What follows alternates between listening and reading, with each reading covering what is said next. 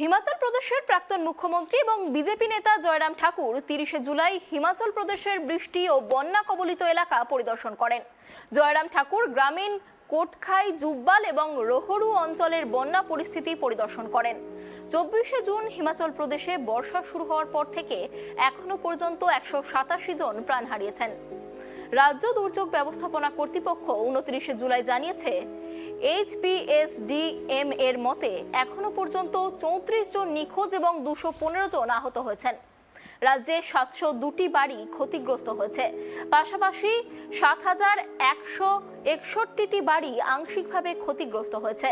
বৃষ্টি ও বন্যায় 241টি দোকান ক্ষতিগ্রস্ত হয়েছে এবং 2218টি গোয়ালঘর ক্ষতিগ্রস্ত হয়েছে।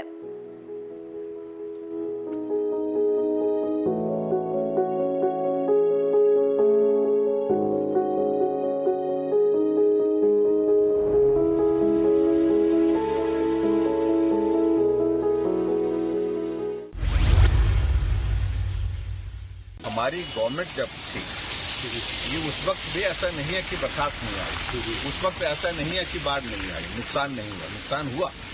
लेकिन 3 दिन के अंदर हिमाचल प्रदेश के जो मेजर जो रोड होते थे उनको हम खोल करके सुचारू रूप से हम संचालित कर देते थे, शुरू कर देते थे। यहाँ 15 दिन हो गए, 15 दिन से भी ज़्यादा का वक्त हो गया, लेकिन अभी तक भी ये सारी सड़कें ठीक तरह से नहीं चल पाई। बहुत बड़े क्षति यहाँ पर बरसात के कारण हुई है और ख़ास तौर से पूरे हिमाचल प्रदेश में अगर एप्पल के किसी बेल्ट को हम कहते हैं कि सबसे बड़ी बेल्ट है तो ये इलाका उसमें आता है। मैं देख रहा हूँ कि निजी संपत्ति को, लोगों के घरों को भी नुकसान बहुत ज़्यादा हुआ। बहुत सारे घर बह करके चले गए जी, और बहुत ज़्यादा जो नुकसान हुआ वो सड़क को हुआ है जी।